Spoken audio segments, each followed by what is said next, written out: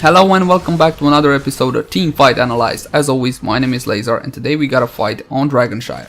You can see right now Red Diablo clearing some mercs on the middle lane, and shortly he will get caught off guard by the blue Vala right there, and he starts running away to the safety of his own Nexus. Let's hit pause for a second and analyze team positions.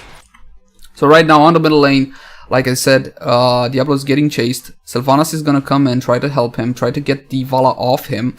And as for the rest of the blue team, you will see they are converging on Diablo's position right now. We got Zeratul coming from the Nexus, we got Lost Vikings and the blue Diablo. As for the red team on the bottom lane, we got Rhaegar clearing some mercs as well as Zeratul. Now please notice there are two heroes which are out of commission at this point. 28 seconds for the red Vala and 5 seconds for the blue Tassadar. Let's continue, see what happens.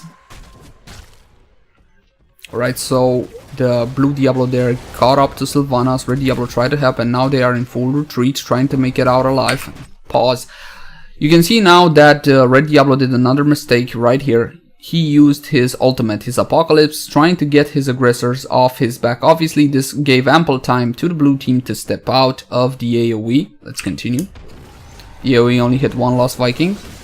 Red Diablo is going to fall and pause. Red Diablo did fall, but you can see from the animation right here, he had enough souls to revive. Okay, so Diablo was on 100 souls, which means he will be back up in 5 seconds. Sylvanas backed away to the Nexus, and right now the teams are converging on this location right here. Both teams are converging on this location right here to join the team fight. Let's hit pause, see what happened. Right, so we can see that the blue team is at an advantage right here. Practically it's a 4v3, depending on how you count the Lost Vikings. I count them as only one. Alright, and so red team would seem it's at a disadvantage, but are they really? Let's consider the levels for a second. Okay, it's level 21 for the blue team, level 20 for the red team. So both teams have the last talent they could possibly have. It is true that the blue team has an additional sets of stats because of the level disadvantage, but on the other hand, the red team is with their backs at their own Nexus, which is on 50%, okay? So this is actually a decent place to be for the red team at this point. Let's continue. Diablo engages on the Rhaegar, who is not the most squishiest target in this setup, but then again he didn't have much option not seeing the Zeratul. Obviously Rhaegar can kite him along, can slow him, is no problem for the Rhaegar to get away anytime he chooses to the safety of his Nexus. In the meantime, red Zeratul chose to focus very smart, very intelligent on both of the squishies of the blue team, on the enemy Zeratul as well on the Vala. Let's continue, see what happens. Zeratul did a lot of damage, bringing both of the squishies down to 50 to 60% HP, and Sylvanas will follow that up with a brilliant black arrow which will silence and damage no less than 4 on the enemy team. Very good there so far. While the blue Diablo still focuses on the Rhaegar for no real reason, I'm afraid, at this point. Alright, so what about death timers? Tassadar is up, but he's a long way from coming, and Vala is still not up, but the Diablo is back up and can join the fight. Blue team still pushing. Diablo coming in. Now, notice this very important moment in the fight. It may not seem like much, but as you can see, blue team observed that they're in a bad position and tried to back off. Alright, unfortunately, blue Diablo did not have the same intention. You will see he makes a few steps towards the red team, which will cost him dearly. He will get caught out of position. Let's continue. And there it is. Walks towards the red team and gets caught up out of position by the red Diablo. Obviously, what's gonna happen next? He gets knocked back right into the middle of the red team. He's all alone here against 4 of the red team, while the blue team is away. He cannot be assisted by them. He's gonna take tons of damage. Tries to get away. Diablo walked with him, trying to get the attention of the blue team. Succeeds. Pause again. Alright, so you can see now ultis are going off from the Vala. Vala is using her ult because she's got all the squishies from the red team in her range, as well as Tassadar is gonna Archon up. In the meantime, red Diablo flipped the blue Diablo, trying to get a kill on him, and we'll see that the red Vala as well is back up and is gonna join the team fight. Let's continue and pause for a second.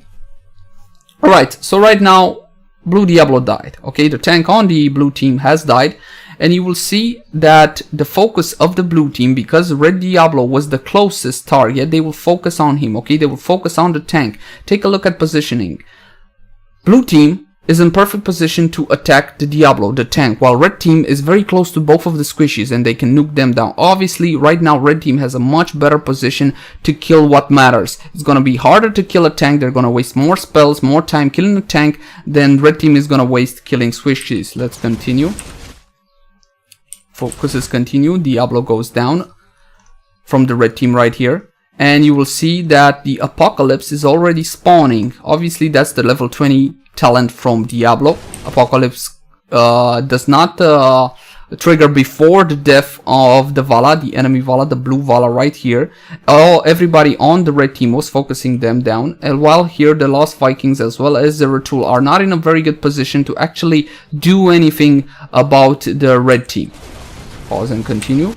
Tassadar gets stunned and nuked down by the red team, and right now we can see Vala popping up on the red team and going behind what was left, okay, the rubble of one of the forts, alright, which means she's out of range of the melees from the blue team, Zeratul and the Lost Vikings. The fight continues and red team is gonna be able to clean house right here with a level disadvantage. Unfortunately, Rhaegar is not going to be able to get his ulti off on time to save the Zeratul, but that is an ace for the red team with a level disadvantage there. Alright, let's draw our conclusion to this fight now. The main resolution of this team fight is that even though you may be at a level disadvantage, at an XP disadvantage against your opponent, does not necessarily mean you will lose any engagement at all. You can clearly see from this example that the better prioritizing, better focus and better position came through in the end for the red team to secure an ace with a full level disadvantage. Now that's a big deal. Also, we gotta talk about the reverse of the medal, which is even though you may be in front, even though you may clearly have the upper hand against your opponent, does not necessarily mean you can lose all focus, prioritize whatever target you want, put yourself in any situation at all and you will emerge victorious. No, that can end up costing you in the end. Well, that's about it, guys. If you got a view different to mine, please post it in the comment section below. I would love to read it. But until next time, my name has been Leyzar. Please like, favorite, share and subscribe if you enjoyed the content, and I will see you again soon.